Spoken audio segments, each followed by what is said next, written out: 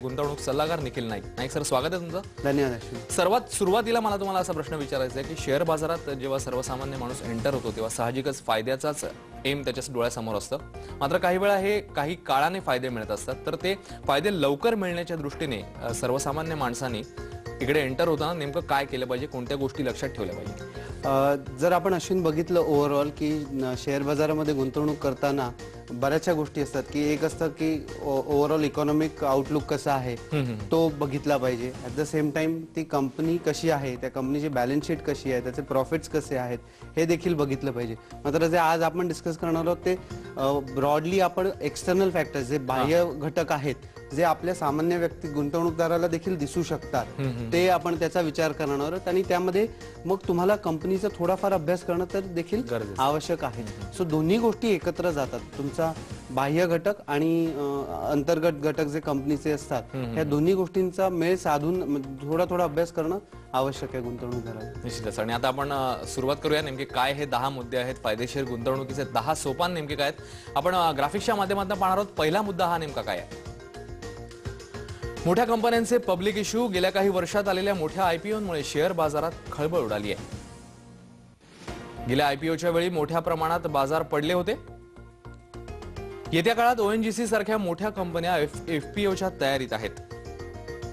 आपल्या जवळचे काही शेअर्स विकून बाजार पडल्यावर ते परत घेऊन फायदा मिळू शकतो. नाईक सर, या मुद्द्याबद्दल नक्की मला असं वाटतं की हा मुद्दा जो आहे ह्याच्यामध्ये आपण दोन प्रकारे बघितलं पाहिजे. एक आहे की जसं वॉरेन बफेट म्हणतात की पहिला रूल काय आहे गुंतवणुकीचा, तर डू नॉट लूज मनी.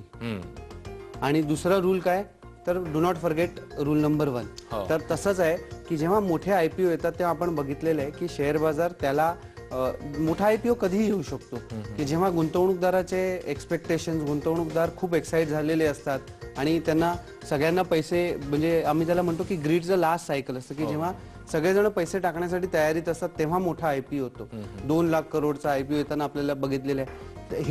एवढे पैसे कधी येतील की जेव्हा सगळ्यांचं लक्ष शेअर बाजाराकडे लागलेलं असतं. सगळे म्हणतात की मला शेअर बाजारातून पैसे कमवायचे आणि मग असं एखादा मोठा आयपीओ येऊन ठेपतो, तिकडे सगळे पैसे निघून जातात. बाजारातले बरेचदा असं होतं की बाजारातल्या बाकीच्या शेअर्स मधून देखील गुंतवणूकदार पैसे काढून आयपीओ मध्ये लावतात आणि हे एक इंडिकेशन असतं की शेअर बाजार त्यामध्ये करेक्ट होऊ शकतो. आणि आपण बघितलं गेल्या 3 आयपीओ मध्ये, मग तो डीएलएफचा आयपीओ असू दे, रिलायन्स पॉवरचा आयपीओ असू दे किंवा इव्हन कोल इंडिया जो एक चांगला आयपीओ होता, तरी बाजारातनं पैसे सगळे तिकडे त्या आयपीओ कडे डायव्हर्ट झाल्यामुळे आपल्याला दिसलं की मार्केट करेक्ट होताना दिसलं. त्यावेळेला आपण काय केलं पाहिजे, तर मला असं वाटतं की समजा आपण ट्रेडिंग स्ट्रॅटेजी अशी घेतली की जेव्हा मोठा आयपीओ येतोय तर तुम्ही कॅश मध्ये राहा, गुंतवणूक काढून तुम्ही कॅश मध्ये राहा. जेव्हा आयपीओ लिस्ट होतो आणि बऱ्याचदा असं बघितलं जातं की जेवढे जास्त गुंतवणूकदार एखाद्या आयपीओ मध्ये गुंतवणूक करतात तेवढे पैसे त्या कमी बनतात त्या आयपीओ मध्ये. सो त्यानंतर मग परत तुम्ही कॉल घेऊ शकता की ठीक आहे मार्केट करेक्ट होते तर आता मला गुंतवणुकीसाठी मी तयार होऊ शकतो, परत शेअर बाजारामध्ये रिएंटर करू शकतो. आपण दुसऱ्या मुद्द्याकडे जाऊया. आपण पाहूया नेमका दुसरा मुद्दा काय ते. Insider selling. मोठ्या कंपन्यांच्या आतल्या घडामोडी फक्त काही कर्मचाऱ्यांकडे असतात. माहिती असणारे कर्मचारी मोठ्या प्रमाणात शेअर्सची विक्री करतात. सत्यम घोटाळ्याच्या वेळी असाच अनुभव आला होता. त्यामुळे एखाद्या शेअरमध्ये मोठ्या प्रमाणात विक्री दिसली तर सावधान होऊन वेळीच पावलं उचलणं फार गरजेचं आहे. नाही सर, जर आपण टायटॅनिक मूवी बघितला असेल तर त्यामध्ये जेव्हा तो जहाज बुडायला येतं तेव्हा उंदीर सगळे पळताना इकडे तिकडे पळताना आपल्याला दिसतात, कारण त्यांना ती एक आपण म्हणू शकतो की इनसाइड इन फिल्म, कारण ते बॉटमला असतात तर ते पाणी त्यांना येताना दिसतं. तसंच गोष्ट आहे की इनसाइडर ट्रेडिंग मध्ये आपल्याला दिसतं की जेव्हा सत्यमच्या केसमध्ये तर क्लिअर कट अगदी जाहीर होतं की ते लोक त्यांनी सेल केले होते शेअर्स हा सत्यम घोटाळा सुरू होण्याच्या वेळेला. त्यामुळे ह्याकडे लक्ष देणं अत्यंत आवश्यक आहे. जर तुम्हाला दिसलं की इनसाइडर सेलिंग होत आहे मोठ्या प्रमाणावर तर नक्कीच मी कधी सेल करीन. जर मला वाटत असेल की माझ्या कंपनीमध्ये काही येत्या काही काळामध्ये शेअरमध्ये पडझड होऊ शकते तर मी नक्कीच ती कंपनीचे शेअर्स विकायला जाईन.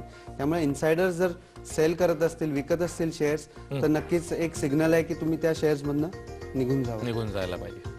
तिसऱ्या मुद्द्याकडे आपण आता जाणार आहोत. नेमका काय आहे हा मुद्दा आपण पाहणार आहोत. तिसरा मुद्दा आहे शेअर बायबॅक. कंपनीच्या शेअर्सच्या किमती सारख्या खाली घसरू लागल्या की कंपन्या बायबॅक ऑफर्स बाजारात आणतात.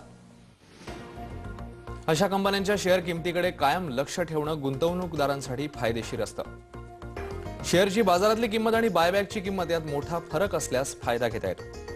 नाईक सर, याच्यात तुम्ही एक्सप्लेन करण्याआधी तुम्हाला विचारायचं की बायबॅक हा टर्म जो आहे त्याच्याबद्दल मला बऱ्याचदा असं होतं की प्रमोटर्स म्हणतात की आता जसं आयपीओ आहे, आयपीओ काय आहे तर एखादी कंपनी आहे आणि तिला पैसे उभे करायचे तर ते आपल्या स्वतःचं जे मालकी आहे ती थोडी डायल्यूट करतात. मालकी थोडंसं म्हणजे समजा एखादा प्रमोटर 100% कंपनी त्याच्याकडे आहे, 100% शेअर्स त्याच्याकडे आहेत, तर तो म्हणतो की ठीक आहे, मी 10% शेअर्स गुंतवणूकदारांना विकतो आणि त्यातनं पैसे उभे करतो.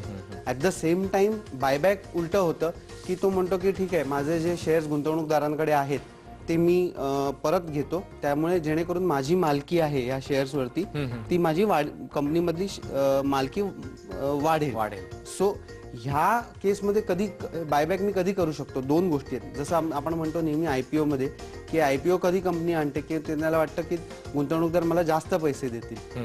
जेव्हा मला असं वाटतं की कंपनी माझी स्वस्तामध्ये अवेलेबल आहे मला, तेव्हा मी शेअर्स बायबॅक करू शकतो की माझा मालकी हक्क परत मी घेऊ शकतो ऍज अ प्रमोटर म्हणून.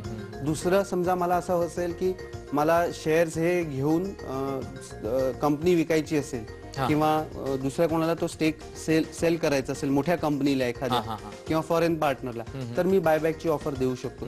सो ह्या दोन गोष्टी आहेत. जसं आपण म्हणतो की आयपीओ हे गुंतवणूकदारांनी काळजीपूर्वक बघितलं पाहिजे, तसंच बायबॅक देखील थोडंसं काळजीपूर्वक बघितलं पाहिजे. कारण जर एखादी कंपनी शेअर्स परत घेत असेल, जो प्रमोटर स्वतःच परत घेतोय, तर त्याला कॉन्फिडन्स जास्त आहे कदाचित कंपनीमध्ये. त्यामुळे आणि आम्ही यांना स्पेशल सिच्युएशन असं म्हणतो ह्या कंपनीजना, की जेव्हा बायबॅक सुरू होतं आणि बायबॅकची ऑफर असेल, समजा एखादी कंपनी 200 रुपयाला बायबॅक ऑफर करत असते, पण शेअर बाजारात 185 ला तुम्हाला जर तो स्टॉक मिळत असेल, तर तुम्ही डेफिनेटली ते 15 रुपयाचा जो गेन आहे तो घेऊ शकता की बाजारात तुम्ही ते शेअर्स विकत घ्या आणि बायबॅक मध्ये नंतर काही कालानं 6 महिन्यांनी 3 महिन्यांनी जेव्हा बायबॅक येईल तेव्हा ते तुम्ही त्या प्राइसला विकू शकता. मात्र हे करताना खूप काळजीपूर्वक अभ्यास करणं अत्यंत आवश्यक आहे, कारण ही एक स्पेशल स्ट्रॅटेजी असते आणि ह्या स्ट्रॅटेजीज कधी कधी चुकीच्या देखील जाऊ शकतात, कारण मार्केटमधली इन्फॉर्मेशन करेक्ट असू शकते, कधी कधी इनकरेक्ट देखील असू शकते. त्यामुळे त्या कंपनीशी स्पेसिफिक अभ्यास करणं, ती कंपनी का बायबॅक आणते आहे हे देखील बघणं अत्यंत आवश्यक आहे. त्यानंतरच आपण त्यामध्ये गुंतवणूक करू शकतो. आणि डेफिनेटली बऱ्याचदा आपण बघतो की काही स्मार्ट इन्व्हेस्टर्स यामधनं रिटर्न्स बनवताना आपल्याला दिसतात. निश्चितच. नाईक सर, आणखीन काही महत्त्वाचे मुद्दे तुमच्याकडनं जाणून घ्यायचे आहेत, मात्र पैसा झाला मोठा मध्ये